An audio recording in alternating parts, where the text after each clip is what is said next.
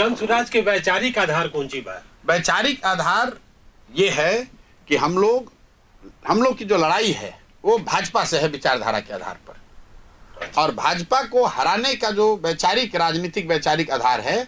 उसका अगर आप उसको खूब डीपली अध्ययन कीजिएगा तो आप पाइएगा कि देश में करीब करीब 50% हिंदू ऐसा बाड़न जे भाजपा के वोट नहीं करत, आ 20% मुसलमान माइनॉरिटी क्रिश्चियन सिख जरा कहली कि जे भाजपा के वोट नहीं करत। भाजपा के देश में 40% वोट मिला था, मिलल बा 35%, लेकिन 40 ऐसे कहता नहीं कि भाजपा सब सीट पर ना लड़े, जो सीट पर लड़ेला ऊपर करीब करीब 40% वोट मिलल बा। तो 40% वोट में के मतलब ये भइल कि 80% हिंदू के आबादी वाला देश में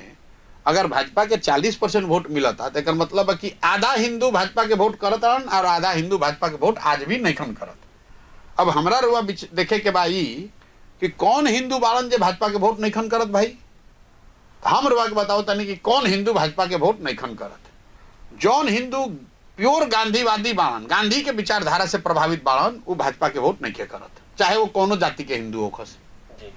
जे बाबा साहब अम्बेडकर के विचारधारा के मानने वाला हिंदू बा वो भी भाजपा के वोट नहीं करत।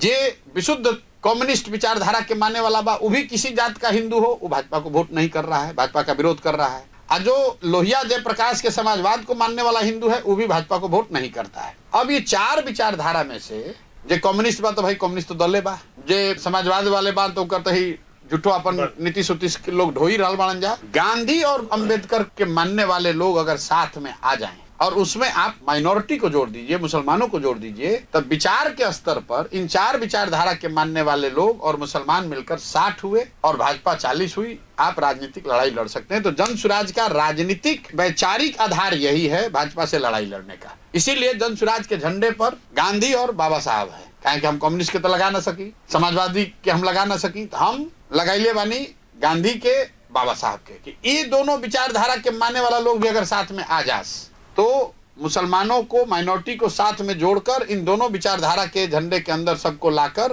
भाजपा से राजनीतिक और वैचारिक लड़ाई